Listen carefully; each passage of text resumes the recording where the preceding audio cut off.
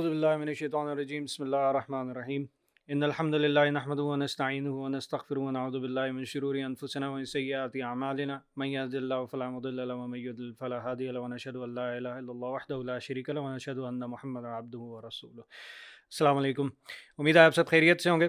आज का टॉपिक एक काफ़ी ख़तरनाक किस्म का टॉपिक है। ख़तरनाक मैं इस वजह से कह रहा हूँ क्योंकि internet unfortunately has stopped being a reliable source of information. और उसके ऊपर जो आपको चीज़ें मिल रही हैं उसके अंदर प्रॉब्लम यही मिलती है कि आप एक बंदे को सुनते हैं तो वो कुछ कह रहा है, दूसरे बंदे को सुनते हैं वो उसका टोटली ऑपोजिट कह रहा है, आपको नहीं पता कि इसके पीछे ऑथेंटिक बात कौन सी है। तो मेरा ये सीरीज़ लाने का मकसद सिर्फ ये है कि मैं आपको ऑथेंटिक पुरानी किताबों में से निकाल के वो हर्बल रेमेडी सामने लेके आऊँ जिनके ऊपर तस्दीक भी हुई हुई है, जिनके ऊपर रिसर्चेस भी पीछे बैक करती हुई साइंटिफिक मौजूद हैं और जिनका हमें आबाओ अजदाद से भी पता है कि जी ये चीज़ें काम करती हैं।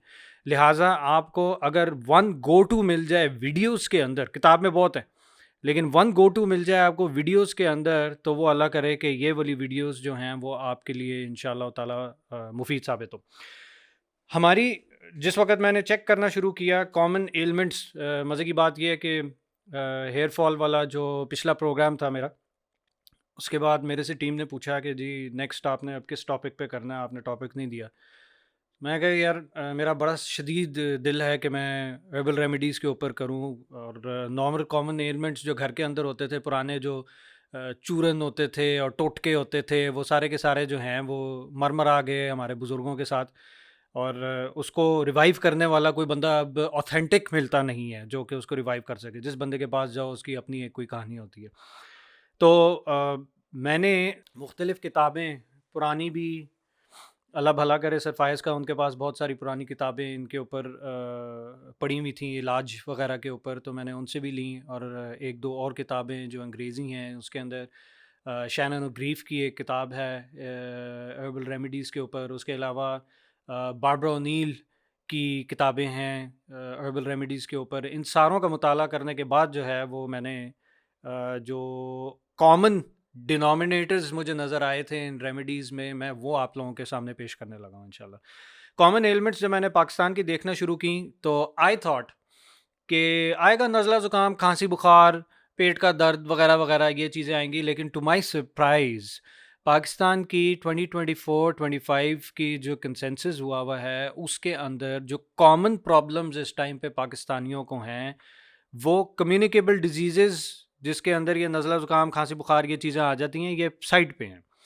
इसके अलावा मेंटल हेल्थ एक बहुत बड़ा इशू बन गया हुआ है, रिप्रोडक्टिव हेल्थ एक बहुत बड़ा इशू बन गया हुआ है, जिसके अंदर इनफर्टिलिटी है, जिसके अंदर खुदा ना खास्ता एब नॉर्मल या किसी भी किस्म की एबनॉर्मेलिटी बर्थ के अंदर बच्चों की जो देखी जा रही है, ये है। मेल फीमेल इनफर्टिलिटी है, सेक्स ड्राइव के डिफरेंसेस हैं। उसके अलावा इंडाइजेशन, डाइजेस्टिव प्रॉब्लम्स, आईबीएस आप लोग सुनते होंगे अब, इरिटेबल बाउल सिंड्रोम जो बहुत कॉमन है। उसके अलावा आईबीडी है, इन्फ्लेमेटरी बाउल डिजीज़, जिसमें क्रॉन्स, अल्सरेटिव कोलाइटिस और बेतहाशा ऑटो इम्यून और भी डिसऑर्डर्स आ जाते हैं। मुख्तलिफ़ किस्म की डिसेबिलिटीज़, उनको ऑब्वियसली हम टोटकों के ज़रिए टच नहीं कर रहे होंगे अभी। एजिंग रिलेटेड जो प्रॉब्लम्स हैं वो 25-30 साल की उम्र के अंदर आना शुरू हो गए हैं। लोगों को हार्ट अटैक भी हो रहे हैं, लोगों के गिड्डे गोटे भी जवाब दे रहे हैं। ये चीज़ बहुत तेज़ी से एक्सेलरेट कर गई हुई है। फिर बड़ी बड़ी बीमारियां हमारी, मलेरिया, टीबी, डेंगी, इसके अलावा कोविड और अभी आता हुआ एचएमपीवी जो वायरस आ रहा है, ये सारे भी एक बहुत बड़ा प्रॉब्लम बने हुए हैं। 2024 में तो ऑब्वियसली कोविड के बारे में बात हुई भी थी, उसके अलावा इन बीमारियों की बात हुई थी। फिर cancer is on the rise छोटों में बड़ों में, टर्बो कैंसर्स के नाम से बहुत सारे ऐसे कैंसर्स हैं जो कि शुरू हो गए हैं। हार्ट डिजीज़, जैसे मैंने आपको बताया, बहुत सारे आपको इस तरह के इंस्टेंसेस मिलेंगे जहाँ पे लोग बारबेक्यू खा के रात को सोते हैं, सुबह उठते ही नहीं हैं। स्ट्रोक, फालिज जिसको हम अपनी उर्दू ज़बान में कहते हैं, डायबिटीज़, हाइपरटेंशन और हेपेटाइटिस, ये खुलेआम सरेआम तकरीबन 80% हमारी आवाम जो है वो इन सारे के सारे कॉमन एलिमेंट से अफेक्टेड है ऑलरेडी। अब इसको देख के जब मैंने इसके ऊपर रिसर्च करना शुरू की तो मुझे अब परेशानी शुरू हो गई कि जी ये 1 घंटे के अंदर तो ये सारा कुछ तो मैं नहीं कवर कर सकता। अब मैं क्या करूं? तो मैंने क्या किया है कि मैंने कम्युनिकेबल डिजीजेस जिसके अंदर आपका इम्यून सिस्टम नॉकआउट होता है, जिसकी वजह से आपको ये बीमारियां होती हैं, उसके ऊपर आज के सेशन के अंदर हम बात करेंगे। रिप्रोडक्टिव हेल्थ बहुत बड़ा इशू हमारे आजकल के यंगस्टर्स में, और जो नए कपल्स हैं उनका बहुत बड़ा ये इशू है कि उनको इनफर्टिलिटी के इश्यूज आ रहे हैं। इसके साथ साथ इनफर्टिलिटी तो चलें, जब मैरिड कपल्स का है, उसके अलावा लड़कियों में पीएमएस है, औरतों में मीनोपॉज है, उनके भी जो सिम्टम्स हैं वो बहुत एग्जैस्परेटेड तरीके से नज़र आते हैं, जो कि उनके लिए उनकी रोज़मर्रा की लाइफ उन सिम्टम्स की वजह से रुक रही है। और फिर इनडाइजेशन और डाइजेस्टिव रिलेटेड जो प्रॉब्लम्स हैं उनको हम इस 1 घंटे के सेशन आज के में कवर करेंगे। बाकी मेंटल हेल्थ के लिए अलग से एक सेशन मुझे करना पड़ेगा, क्योंकि मेंटल हेल्थ के अंदर रेमेडीज़ बहुत हैं और डिफरेंट किस्म की मेंटल हेल्थ प्रॉब्लम्स हैं।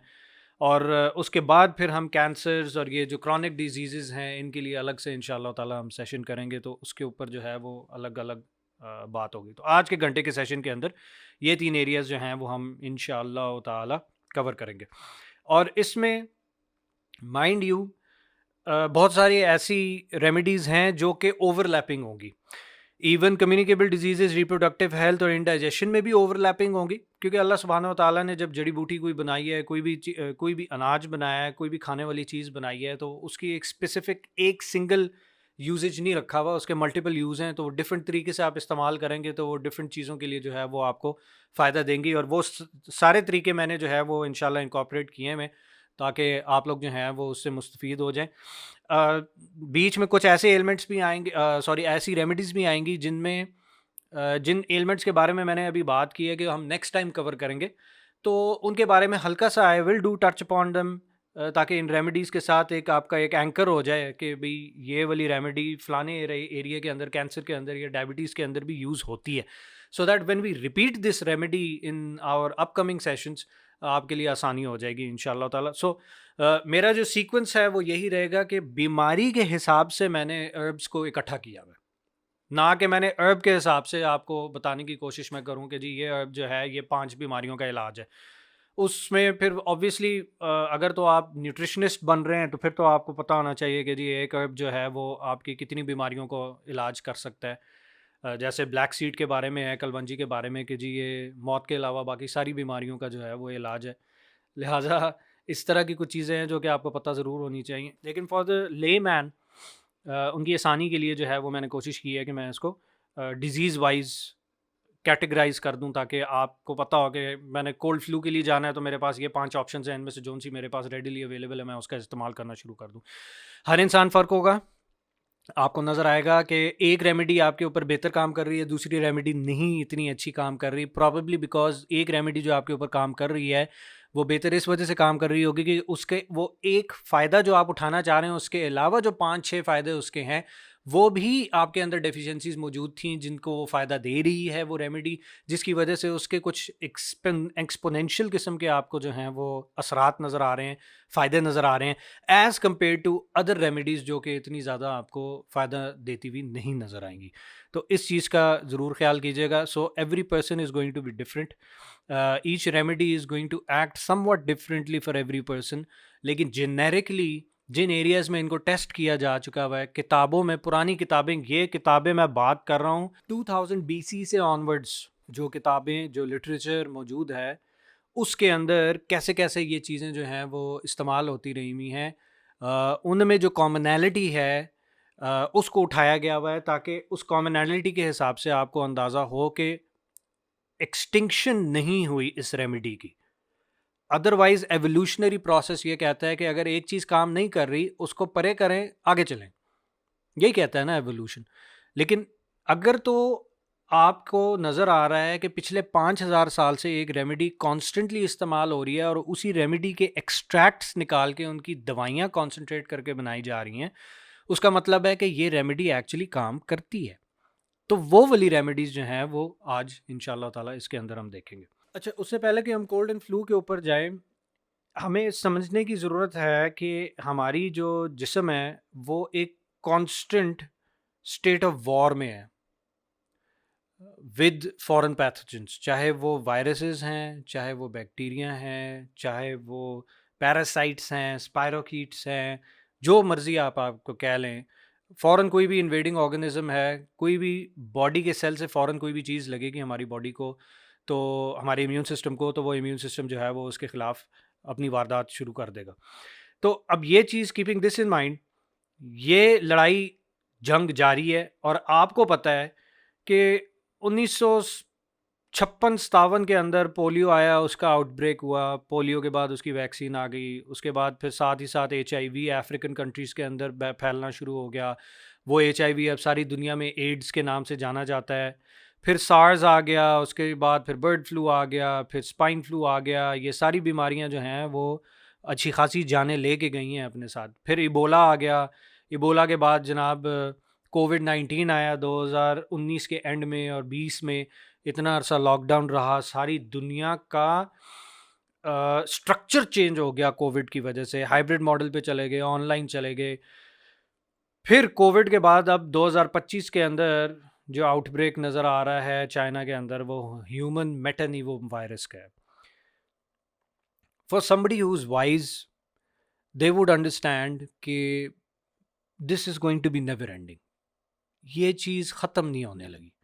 आज एक वायरस है, कल फिर नया आ जाएगा, उसके बाद नया आ जाएगा। इंजीनियर्ड है या नहीं इंजीनियर्ड, कीपिंग दैट असाइड, बीमारी जो है, वायरस नेचुरली भी म्यूटेट होता है, क्योंकि वो एक ऐसा जेनेटिक मटेरियल है जिसको वायरल रहना है। तो वो वायरल रहने के लिए वो बार बार म्यूटेट करेगा, बार बार इस तरीके से आएगा ताकि वो अपने होस्ट को इन्फेक्ट कर सके, चाहे वो आम फ्लू वायरस ही क्यों ना हो जाए।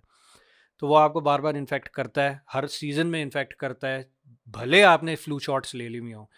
तो कीपिंग दैट इन माइंड, आपको इस चीज़ का पता होना चाहिए कि वो क्या कॉमन डिनोमिनेटर है जिसको हम अगर मैनेज कर लें तो इन सारे वायरसेस, चाहे कोई बाद में नया भी कोई वायरस आता है तो उससे भी हमारी जान छुटी रहे। That is increasing our immunity, strengthening our immune system. ये इसके अलावा और कोई तरीका है ही नहीं हमारे पास। लिहाजा इम्यून सिस्टम को स्ट्रेंथन करने के लिए हम आज ये जो सारी की सारी जो रेमेडीज़ अभी हैं, उनके अंदर इम्यून सिस्टम रिलेटेड बहुत सारी रेमेडीज़ शुरू के अंदर आएंगी। अब कोल्ड एंड फ्लू की हम फॉर इंस्टेंस बात करते हैं, तो कोल्ड एंड फ्लू के अंदर अब एक एक करके मैं एक एक जो वो है सप्लीमेंट है या रेमेडी है, उसका मैं आपको नाम लूँगा। सबसे पहली जो है वो एक्नेशिया है। एक्नेशिया पाकिस्तान के अंदर मुश्किल है ढूंढना। आपको एक्नेशिया का प्लांट नहीं इतने आराम से मिलेगा। You would have to import seeds, और यहाँ पे फिर आपको उसको अलग से ग्रो करना पड़ेगा। तो यहाँ का एनवायरनमेंट इतना ज़्यादा अच्छा भी नहीं है एक्नेशिया की ग्रोथ के लिए। लेकिन आपको एक्सट्रैक्ट्स और सप्लीमेंट्स वगैरह जो हैं वो रेडिली अवेलेबल आपको मिल जाएंगी। टीज़ आपको एक्नेशिया की मिल जाएंगी। आप पंसारी के स्टोर के ऊपर जाएँ, आपको वहाँ पे भी मिल जाएगा। पंसारी ऑनलाइन है, या पंसारी स्टोर.pk है, या पंसारी ऑनलाइन.pk, इस तरह करके ऑनलाइन भी काफ़ी स्टोर्स हैं। और आपका अपना लोकल पंसारी जो है वो, उसके पास भी ये चीज़ मोस्ट प्रॉब्ली पड़ी होगी। एक्नेशिया ही इसको कहते हैं, उर्दू में इसका कोई ख़ास नाम नहीं है। इसका एक्शन जो है, there is a component of echinacea extract that inhibits an enzyme that raises tissue permeability, facilitating wound healing by preventing bacterial spread into healthy cells. ये कुछ ऐसे एंजाइम्स को एक्टिवेट कर देता है जो कि ऐसे एंजाइम्स को इनहिबिट कर देता है जिन एंजाइम्स का एक्चुअली काम था कि टिश्यू को परमिएबल कर दिया जाए ताकि टिश्यू के अंदर चीज़ें आ सकें। तो ये उसको इनहिबिट कर देगा ताकि टिश्यू के अंदर बैक्टीरिया वगैरह ना घुस सके, और उससे फैसिलिटेट वुंड हीलिंग भी हो जाती है। और इन जनरल आपको जब कोल्ड फ्लू होता है तो ज़रा गला ख़राब है, गले में खराश है, या कहीं ना कहीं आपका म्यूकोजा जो है वो इन्फेक्ट हो रहा है, जिसकी वजह से ये कोल्ड और फ्लू आपको आ रहा होता है। तो ये इस तरीके से एक्ट करते हुए ये काम करेगा, और ये काफ़ी इफ़ेक्टिव है। इस वजह से इसको पहले नंबर के ऊपर भी मैंने रखा है। कोशिश करें कि एक्नेशिया की टी जो है वो आपके पास, ड्राइड लीव्स, इसके ड्राइड फ्लावर्स आपको मिल जाते हैं, वो आप अपने पास रखें। लीव्स, रूट्स, फ्लावर्स, ये सारे ड्राइड फॉर्म के अंदर इस्तेमाल हो सकते हैं। 300 से 500 mg थ्राइस डेली पाउडर की फॉर्म में अगर आप इन्फ्यूज़ कर लें इसको चाय के अंदर, 1 कप पानी लें, उसके अंदर तकरीबन 300 से 500 मिलीग्राम के अंदर जो है वो पाउडर डाल दें, या 300 से 500 मिलीग्राम के हिसाब से बाय वेट आप इसके dried leaves, roots, flowers mix जो मिलेंगे आपको, वो आप वो डाल दें। स्टीप करें उसको, हॉट वाटर पे बॉइलिंग ना करें, आप गर्म रखें पानी को थोड़ी देर या एक उबाला आके फिर सिमर होने दें 10 से 15 मिनट। तकरीबन आगे जितनी रेमेडीज़ जिनमें टीज़ की बात होगी ना, उसका यही तरीक़ाकार होगा। तो इन्फ्यूज़ करके वो टी जो है वो आप दिन में 3 मरतबा पी लें, और उससे आप देखेंगे कि आपका कोल्ड फ्लू जो है वो बेहतर हो जाएगा। सेकंड है एल्डर फ्लावर या एल्डरबेरी। इसको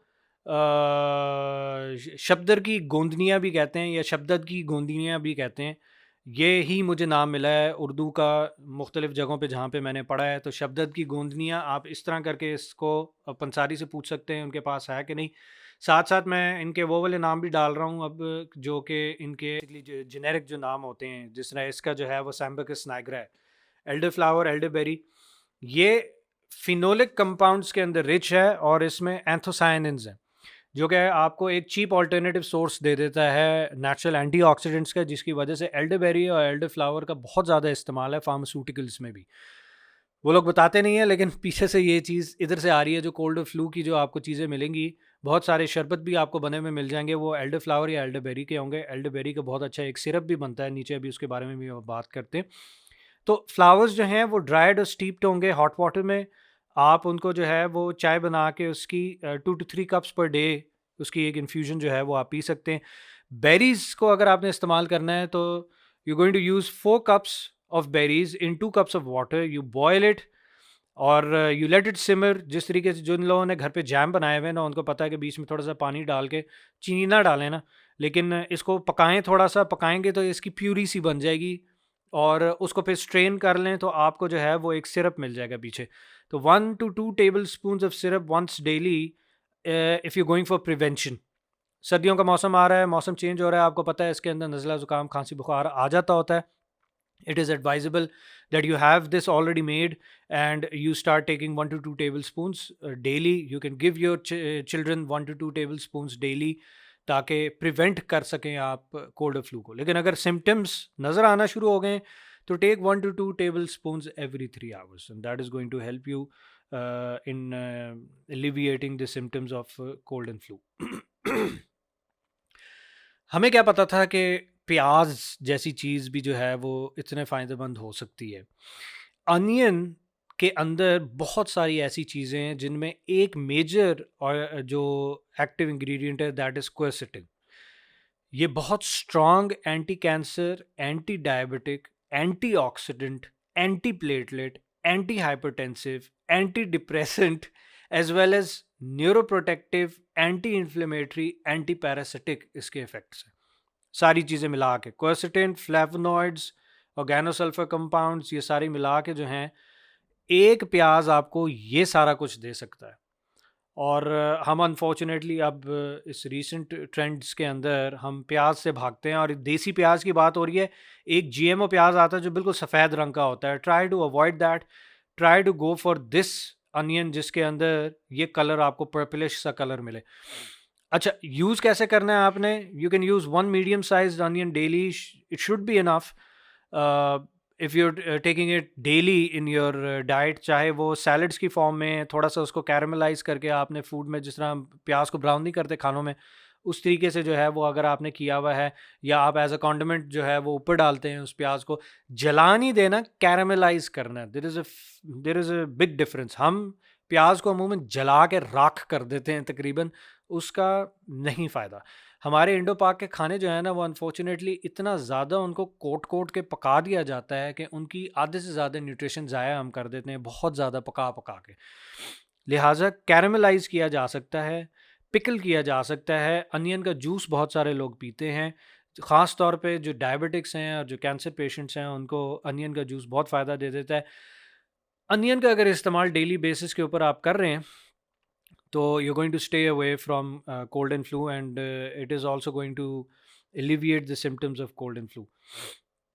ginseng, a very very strong root, इसमें और अश्वगंधा में बहुत ज़्यादा फ़र्क नहीं है। पैनक्स जिनसिंग इसको कहते हैं, और दूसरा अश्वगंधा है जो कि आयुर्वेदिक मेडिसिन में ज़्यादा इस्तेमाल होता है।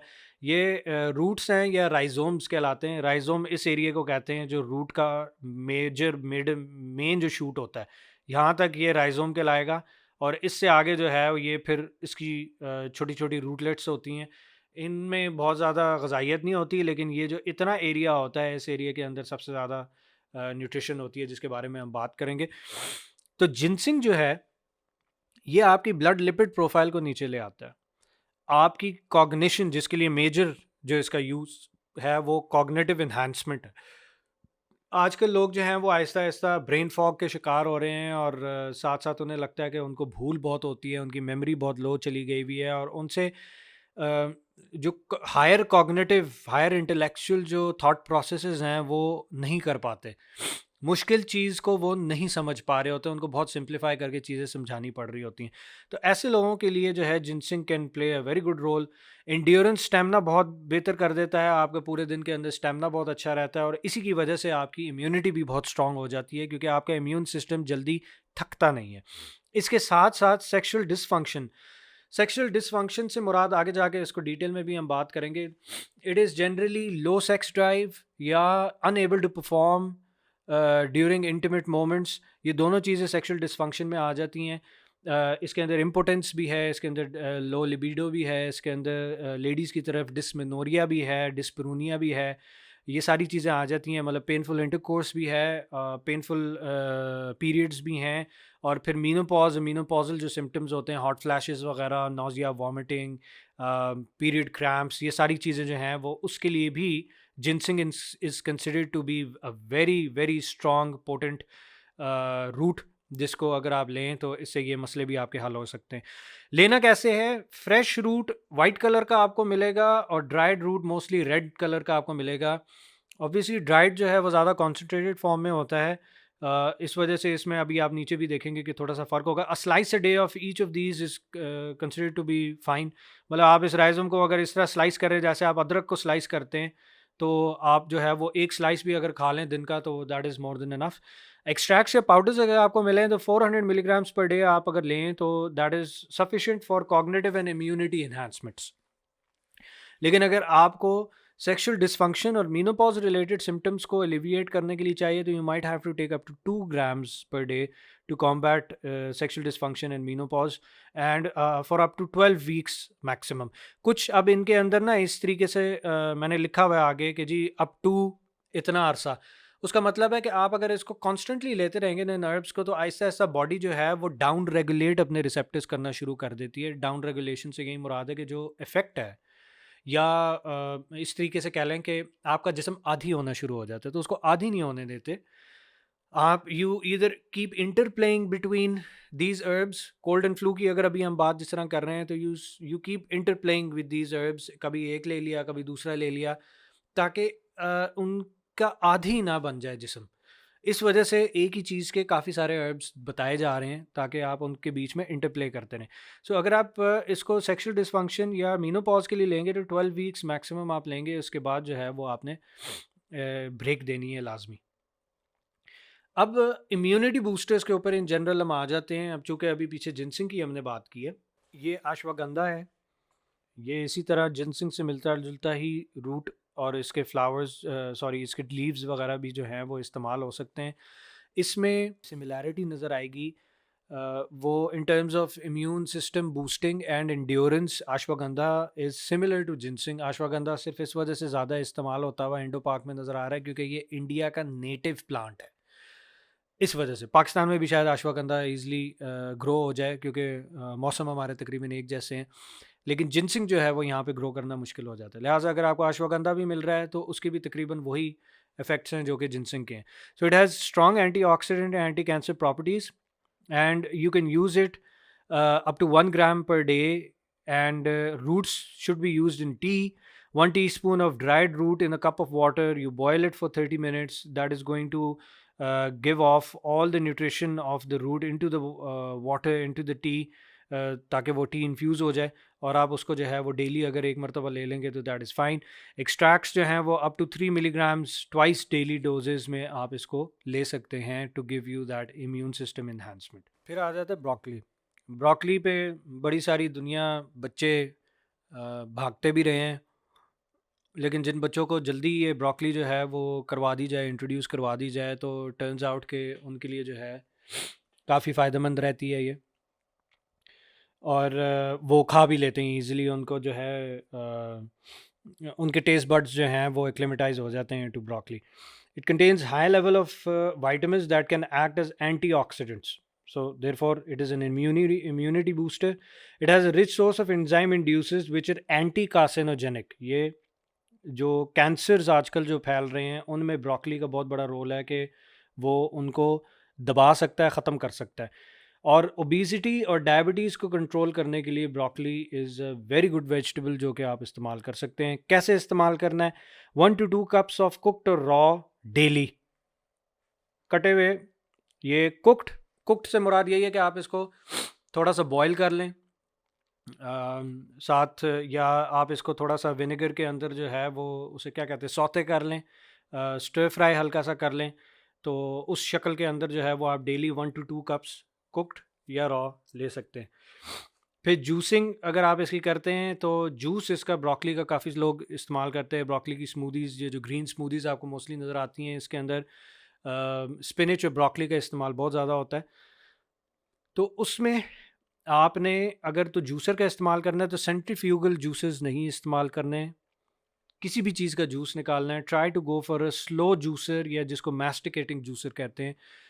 उसका आपको उसके अंदर जितने भी जो फ्लेवोनॉइड्स हैं, जितनी भी न्यूट्रिशन है उस स्पेसिफिक वेजिटेबल या फ्रूट के अंदर, वो सारी की सारी जूस में ट्रांसफ़र हो पाती है. जो सेंट्रीफ्यूगल जूसेस होते हैं they do not give enough time for the fibre break down, for the flavonoids, the other nutrition to come out. तो वो निच्छा मीठा जूस सिर्फ निकलता है उससे, सेंट्रीफ्यूगल जूसेस जो आजकल नॉर्मल जूसेस हमें मिलते हैं, ख़ास तौर पे वो जो सेब वाला जूसर नहीं होता जिसको डाले तो न्याऊ करके वो ख़त्म भी कर देता है सारा. तो वो वाले जूसेस नहीं इस्तेमाल करने. स्लो जूसेस इस्तेमाल करें जिनके आरपीएम स्लो होता है. मिल जाते हैं, अब ईज़िली अवेलेबल हैं पाकिस्तान के अंदर भी. Try to get those juices. वो महंगे ज़रूर हैं लेकिन एक मरतबा की बाइंग है और वो it will go a long way for you. आपके सारे के सारे जितने भी जूसिंग वगैरह का जो काम है आपका वो इसके अंदर अच्छा हो जाएगा. या इससे एक और बेहतर तरीका ये है कि जी आप सीधा बस सिंपल ब्लेंड कर लें उस चीज़ को. आप कोई भी चीज़ जो है वो बाहर एज वेस्ट मटेरियल के तौर पे जो है वो उसको ना बाहर निकालें, आप सारा का सारा ही जो है वो जूस की फॉर्म के अंदर ले लें. तो you can use this juicer and the drink is better for detox and liver health. अच्छा, if you couple this with tomatoes, that is going to boost its immune boosting and anti-carcinogenic, anti-obesity and anti-diabetic effects. अगर आप टमाटर के साथ इसका इस्तेमाल करें, टमाटर भी साथ, टमाटो जूस भी साथ मिक्स कर लें, प्यूरी साथ मिक्स कर लें, तो ब्रोकली जो है वो इन्हांस हो जाती हैं उसके इफ़ेक्ट्स. अगला आता था जनाब देसी लहसुन. वंस अगेन देसी लहसुन जो है वो ये जीएमओ वाला लहसुन आप लेने की ना कोशिश कीजिएगा. देसी लहसुन लें. देसी लहसुन छोटा होगा साइज़ के अंदर, बेचारा मुरझाया हुआ होगा शक्ल सूरत के अंदर, तो वो जो है वो आपको बेहतर एक इफ़ेक्ट देगा. It has an antiviral, antibacterial, antifungal, antioxidant properties and may potentially treat Alzheimer's disease. Therefore, it is also considered to be a cognitive enhancer. Cancer, cardiovascular disease, बच्चों की मुख्तलिफ कंडीशंस, डर्मेटोलॉजिकल एप्लीकेशंस के अंदर भी garlic का इस्तेमाल बहुत है. स्ट्रेस एलिविएटर है, बहुत स्ट्रॉन्ग एंटीबायोटिक है जो कि इन्फेक्शंस को वार्ड ऑफ करता है. और वंस अगेन डायबिटीज़ के अंदर भी इस्तेमाल होता है. हार्ट डिजीज़ के अंदर भी इसका इस्तेमाल काफ़ी है. आपने सुना होगा कि गार्लिक, जिंजर, हनी, इनकी कंकॉक्शंस आपको मिल जाती हैं जो कि उनको लेने को कहा जा रहा होता है जो हाइपरटेंसिव जो पेशेंट्स हैं हमारे, या कार्डियक जो पेशेंट्स हैं. ड्रग टॉक्सिसिटी कोई हुई हुई है तो गार्लिक जो है वो it is a very good antidote. और ऑस्टियोप्रोसिस के अंदर भी इसका रोल जो है वो it has a role to play.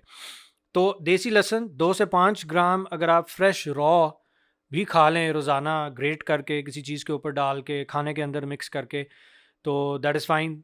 2 to 5 milligrams अगर आप गार्लिक एसेंशियल ऑयल का इस्तेमाल कर लें किसी चीज़ में, तो that is also fine. Topical application जो है वो गार्लिक ऑयल की बहुत अच्छी रहती है. आप उसको as a anti septic ointment के तौर पे इस्तेमाल कर सकते हैं गार्लिक को. And it is best to crush the garlic and leave for 15 minutes so that there is formation of ALS in the active compound in this garlic, so that it improves the cardiovascular effects of garlic. So this is how you will use garlic. अगली चीज़ हमारे पास है जनाब holy basil.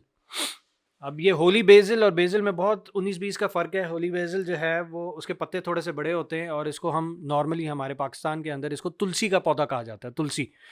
अब तुलसी के पौधे के अंदर बड़े मज़ेदार सी चीज़ें हैं, इसके पत्ते जो हैं वो तो तुलसी है, लेकिन अगर इसके बीज हैं तो वो तुखमलंगा है। वो बेसिल सीड्स कहलाते हैं, उसको तुखमलंगा कहते हैं। आगे अभी सीड्स की बात करेंगे तो चिया सीड्स की भी बात आनी है, तो वो डिफरेंशिएट मैं आपको करना बता दूंगा कि कैसे करते हैं इनमें। लेकिन ये जो तुलसी का पौधा है इसके जो बीज हैं वो तुखमलंगा कहलाते हैं, उनके अलग इफेक्ट्स हैं। अभी हम बात कर रहे हैं बेसिल पौधा इन इटसेल्फ, जो उसके पत्ते हैं उनका इस्तेमाल। It has over 60 active compounds, 60 और ये लंबी चौड़ी लिस्ट है। फिनोलिक्स हैं, फ्लेवोनॉइड्स हैं, फिनाइल प्रोपेनॉइड्स हैं, ट्रेपेनॉइड्स हैं। ये मैं उन लोगों के लिए कह रहा हूँ जिन लोगों को इन चीज़ों का पता है कि ये क्या चीज़ें होती हैं, ताकि उनको पता हो कि जी इस तुलसी के अंदर ये चीज़ मौजूद है। फैटी एसिड डेरिवेटिव्स हैं, एसेंशियल ऑयल इसका बहुत स्ट्रॉन्ग होता है, फिक्स्ड ऑयल्स हैं इसके अंदर, स्टेरॉइड्स हैं इसके अंदर अच्छे वाले, anti cancer, anti oxidant, anti inflammatory, anti stress, gamma radiation की प्रोटेक्शन के लिए ये बहुत अच्छा पौधा है, anti diabetic, anti leishmanicidal effects. Leishmaniasis skin की एक बड़ी गंदी सी बीमारी है, एक पैरासाइट है लिशमेनिया। उसकी जब बीच में वो इनकॉर्पोरेशन हो जाती है सैंड फ्लाई के थ्रू आपके जिस्म के अंदर, सैंड फ्लाई उसका वेक्टर होता है, तो उसके काटने की वजह से अल्हम्दुलिल्लाह पाकिस्तान के अंदर इतनी नहीं है, लेकिन बाहर के मुल्कों के अंदर ये काफ़ी देखी जाती है लिशमेनिया। तो ये लिशमेनिया के अगेंस्ट भी बहुत एक्टिव है। ये इस तरह का इसका पौधा होता है जिसके पर्पल से फूल होते हैं और उन्हीं के अंदर बीज होते हैं। अगर आप उनको झटकें तो बीज गिरते हैं, और मिंट फैमिली से ये बिलोंग करता है, जिसकी वजह से पुदीने की तरह के ही इसका फॉर्मेशन जो इसके पत्तों की होती है, वो फॉर्मेशन जो है वो 90 डिग्री के ऊपर होती है। तो these are the basil leaves, तुलसी के जो पत्ते हैं इनको आप तोड़ें तो वो तुलसी की एक स्पेसिफिक स्मेल होती है, वो भी आपको आती है।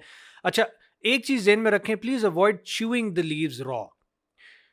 हर वक्त ना च्यू करते रहें। कभी पेट थोड़ा सा ख़राब होता है, चलो जी तुलसी के थोड़े से पत्ते ले लिए आपने, इस्तेमाल कर लिए, तो उससे पेट बेहतर हो जाता है। ये पेट के इस्तेमाल के लिए भी बहुत अच्छा रहा हुआ है और इन जनरल इम्यूनिटी के लिए भी। लेकिन अगर आप बहुत ज़्यादा करें तो आपके दांत जो हैं वो इससे ख़राब हो जाते हैं, वो स्टेन होना शुरू हो जाते हैं, उसका एनामल इरोड होना शुरू हो जाता है।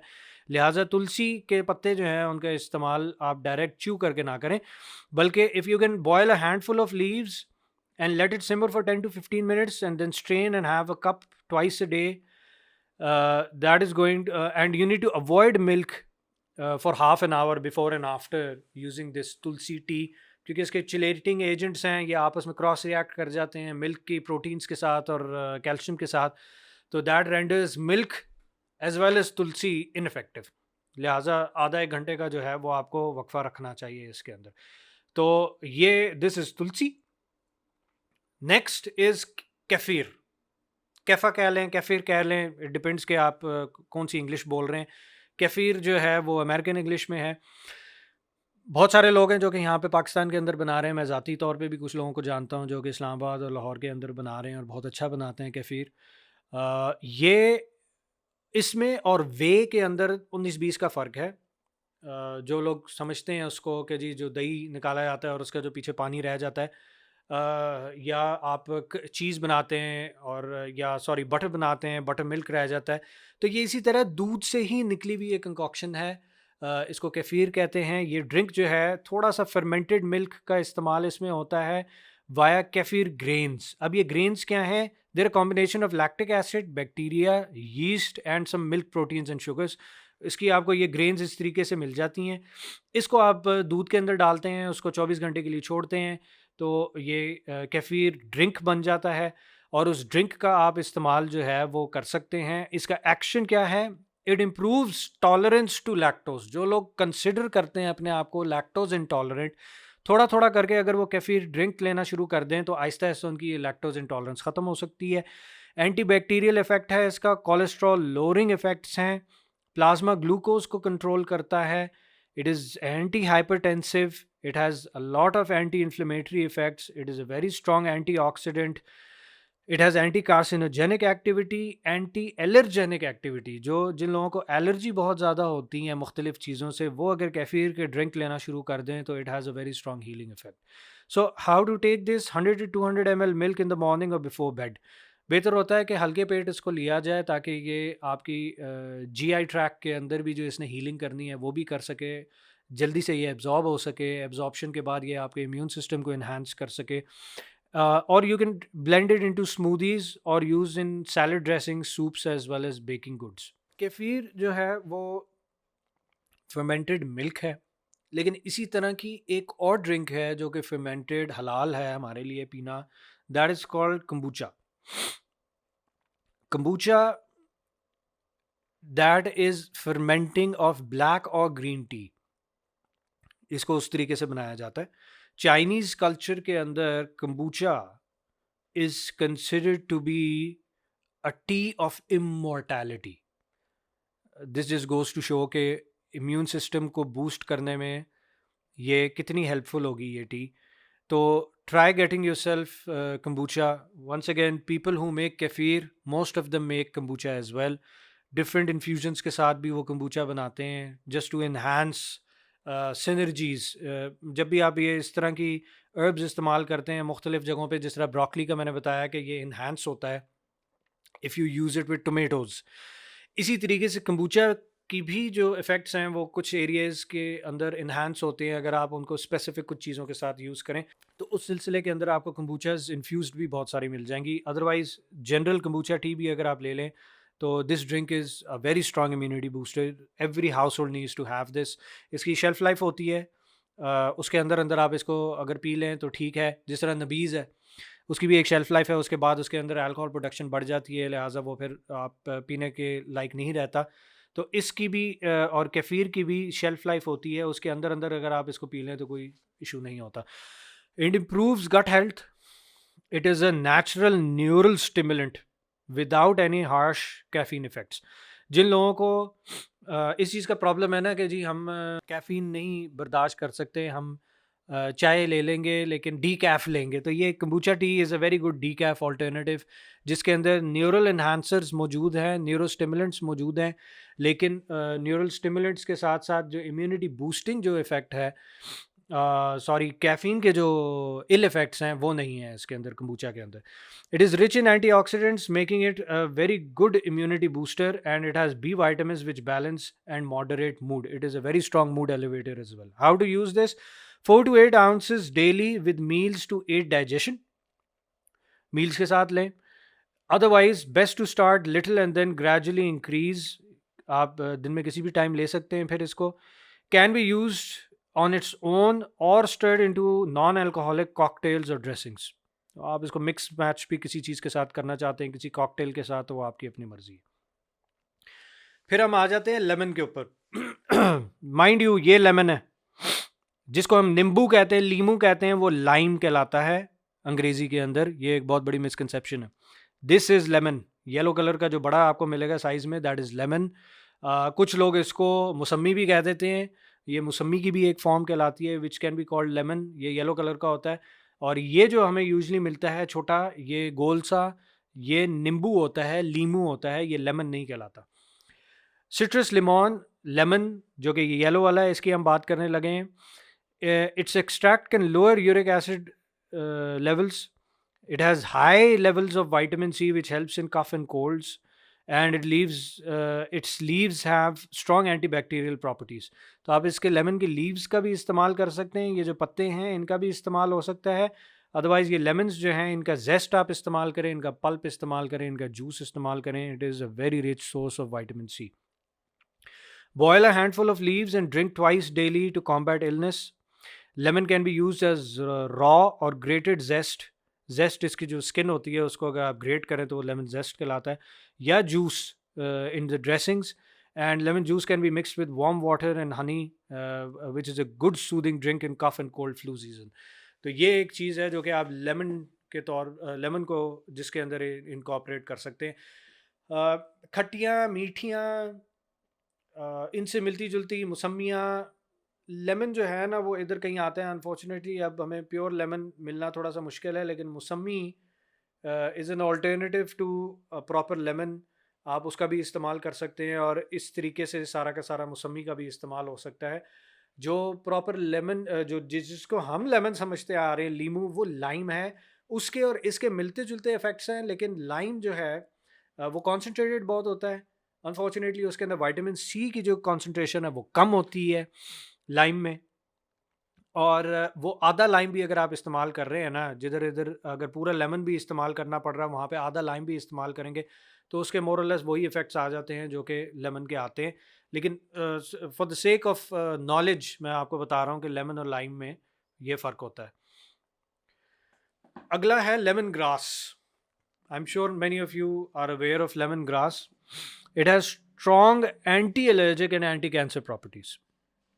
जिन लोगों को एलर्जीज़ हैं वो अगर लेमन ग्रास टी पीते रहें तो वो उनकी एलर्जीज़ एलिविएट होना शुरू हो जाएंगी, चाहे वो साइनस रिलेटेड हैं, चाहे वो स्किन की एलर्जीज़ हैं, चाहे वो इंटरनल गट रिलेटेड एलर्जीज़ हैं। Lemon grass is going to help you.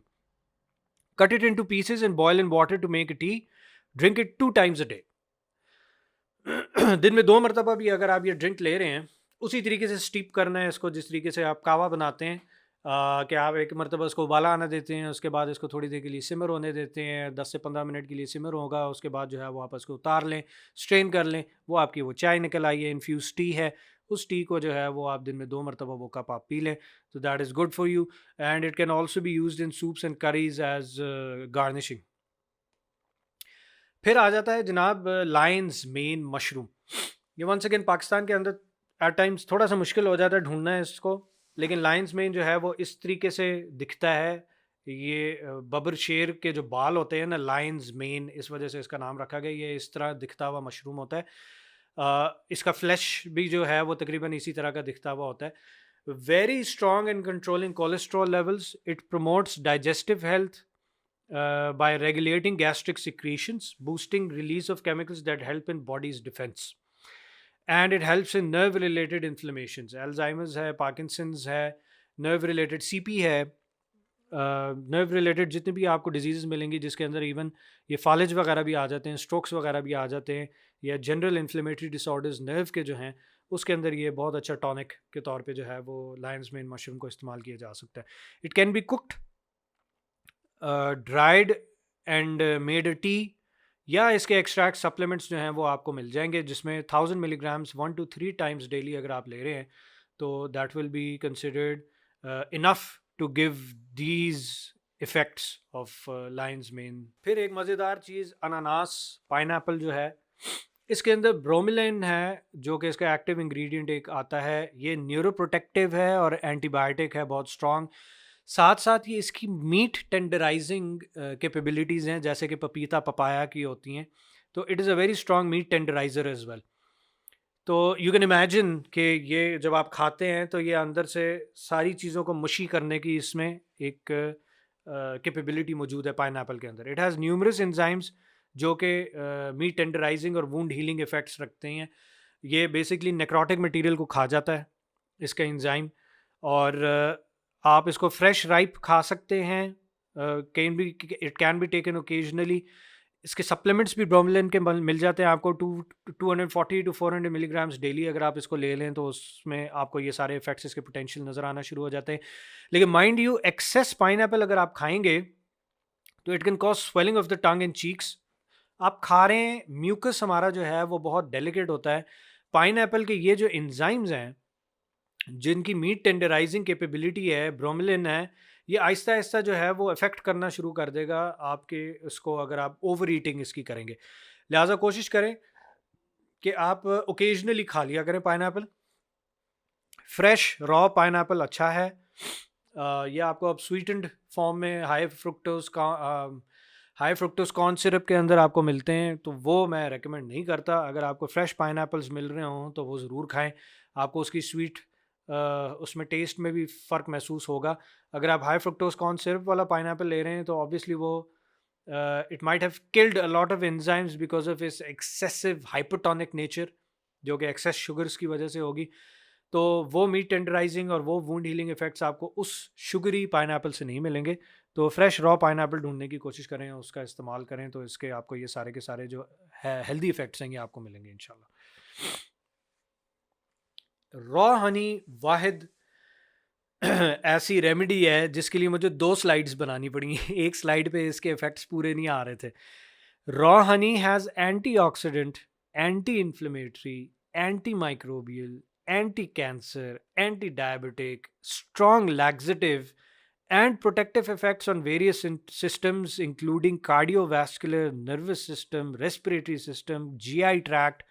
इसके अलावा रॉ हनी में नूट्रोपिक इफेक्ट्स हैं, कॉग्निटिव इन्हांसिंग एबिलिटीज़ मौजूद हैं, मेमोरी इन्हांसिंग बेनिफिट्स मौजूद हैं, and it is also neuropharmacological in its activities, जैसे कि एंग्जियोलिटिक है, हम डायज़ेपाम लेते हैं, अपना क्या नाम है उसका, जेनेक्स वगैरह, या एल्प जो गोलियां हम एंटी एंग्जाइटी जो पिल्स ले रहे होते हैं, इसका वो एंटी एंग्जाइटी इफेक्ट भी मौजूद है रॉ हनी का। एंटी नॉसिसेप्टिव है, पेन का जो थ्रेशोल्ड है आपका वो बढ़ जाता है, आपको पेन कम फील होती है अगर आप हनी खा रहे हैं। एंटी कन्वल्जेंट है ये जो सीजर्स हैं, दौरे पड़ते हैं, टिक्स जो होती हैं, मुख्तलिफ़ किस्म की नॉन वॉलंटरी इनवॉलंटरी मूवमेंट्स, उनको रोकता है। एंटी डिप्रेसेंट एक्टिविटीज़ इसकी मौजूद हैं। शहद को ना लेने का ख़ास एक तरीका होता है। लेने से ज़्यादा पहले शहद का अगर मैं आपको ये बता दूं कि हमने यहाँ पे लिखा हुआ है रॉ हनी। आपको जो बाज़ार के अंदर मिलेगा, जो बॉटल्ड पैकेज्ड जो आपको मिलता है मुख्तलिफ़ कंपनीज़ की तरफ से, that is pasteurised honey. We do not recommend pasteurised honey. Pasteurised honey के साथ प्रॉब्लम यही है कि वो प्रोसेस्ड होता है और मोस्टली उसके एंजाइम्स वगैरह जो हैं वो पैस्चराइजेशन के प्रोसेस के अंदर ही मार दिए जाते हैं। Honey is, you can call it a living being. इसके अंदर ऐसे ऐसे एंजाइम्स हैं जो कि which are alive, and you need to keep them alive, you need to keep that protein in its state, ताकि आप हनी के जो प्रॉपर पॉजिटिव इफेक्ट्स हैं वो सारे के सारे आप उनसे फ़ायदा उठा सकें। सो हनी को एक, जब आप रॉ हनी इस्तेमाल कर रहे हैं तो एक उसको ग्लास जार में होना चाहिए। दूसरा उसका जो वो होना चाहिए जिससे आप उस हनी को निकाल रहे हैं, that should either be made of glass और wood, not metal. Metal honey के साथ रिएक्ट करता है। और हनी को जब आप इस्तेमाल करते हैं तो आप हनी को कभी बॉइलिंग वाटर के अंदर नहीं इस्तेमाल करेंगे। अभी नीचे हम बात करते हैं ना, तो उसमें एक दो जगहों पे हनी का इस्तेमाल जो है वो गर्म पानी के अंदर भी किया जाता है। तो वो गर्म पानी, नीम गर्म पानी, ल्यूक वार्म वाटर होना चाहिए, ऐसा होना चाहिए जिसके अंदर प्रोटीन डीनेचर ना हो, प्रोटीन ना ख़राब हो।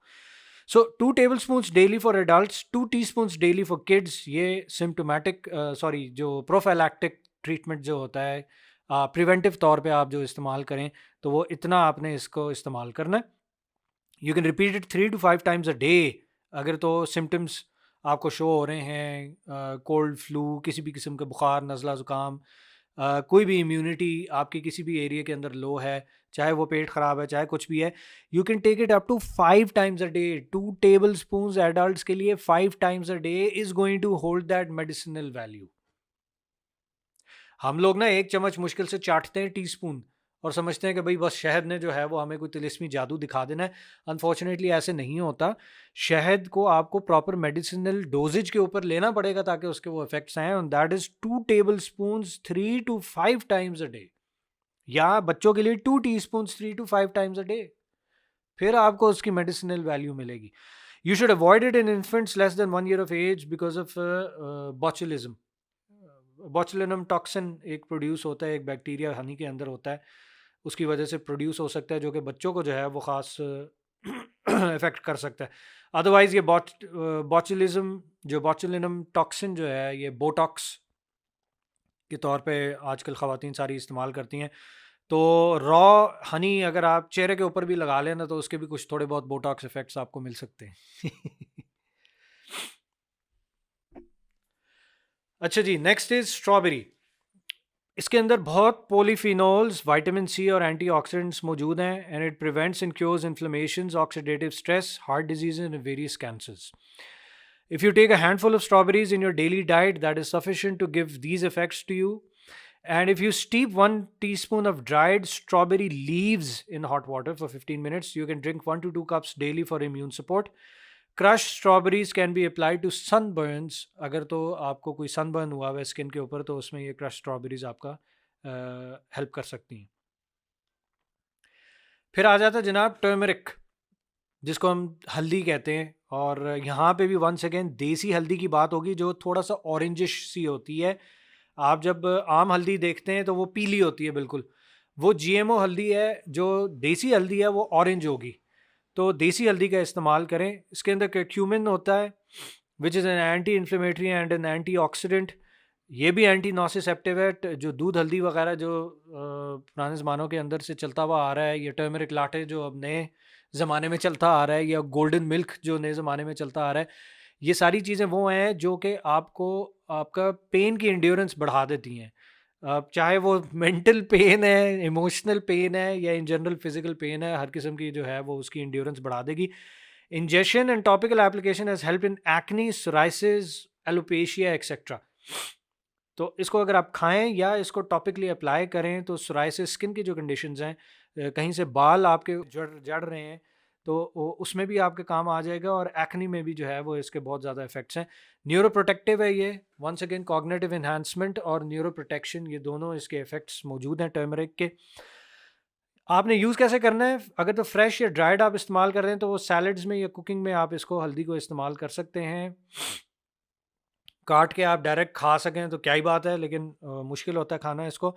लिहाजा ये यूजुअली पाउडर फॉर्म में होती है, तो 500 टू 200 मिलीग्राम्स डेली कंजम्पशन किसी ना किसी तरीके से आप कर लें। चाहे इसके एक्सट्रैक्ट्स का इस्तेमाल आप कर रहे हैं, ये कैप्सूल्ड फॉर्म्स में भी आती हैं, टर्मरिक कैप्सूल्स भी आते हैं। तो 500 टू 200 मिलीग्राम्स डेली की कंजम्पशन अगर है तो that is going to have its positive effects. मैं ना जगह जगह कैप्सूल्स की भी बात कर देता हूँ, सप्लीमेंट्स की भी बात कर देता हूँ, बिकॉज आई नो कि बहुत सारे बीच में ऐसे लोग बैठे हुए हैं जो कि शायद who would not want to go to the source, जिनका पास टाइम नहीं है, जो who want to get to a lesser evil, लेकिन they can not exactly go to the source. तो उनके लिए सही है कि वो सप्लीमेंट्स का इस्तेमाल कर लें, एक्सट्रैक्ट्स का इस्तेमाल कर लें, या कोई और अगर उनको बना के दे रहा है ये चीज़ें तो वो इस्तेमाल कर लें। बेशक वो खुद ना ग्रो करें, खुद ना उसको काटें, फ्रेश बिल्कुल ना इस्तेमाल भी करें। तो it is always good to come to at least a lesser evil. Lesser evil से मुराद यही है कि अगर आप फ्रेश हल्दी देसी नहीं इस्तेमाल कर सक रहे तो आप फ्रेश देसी हल्दी के कैप्सूल भी बन के आ जाते हैं, तो आप उनका इस्तेमाल कर लें, उनके एक्सट्रैक्ट्स का इस्तेमाल कर लें, उनके सप्लीमेंट्स का इस्तेमाल कर लें, तो वो फिर भी बेहतर है बजाय इसके कि आप कुछ भी ना इस्तेमाल करें। फिर आ जाता है जनाब दही, योगर्ट। इन्फेंट्स में, किड्स में, एडल्ट्स में, तीनों के अंदर it strengthens the gut with a lot of probiotics. इसके अंदर कैल्शियम है, जिंक है, loaded with B vitamin and which gives it the immune boosting property. और एसिडिटी और एसिड रिफ्लक्स के अंदर इसका एक बहुत बड़ा रोल है। अगर आप ये खाने से पहले खा रहे हैं दही एक प्याला, तो आपको जो है वो एंट एसिड इफ़ेक्ट्स भी दे देगा। उसके ऊपर से आप जो भी खाना खाएंगे उससे आपको तेज़ाबियत नहीं होगी, जलन नहीं होगी पेट में।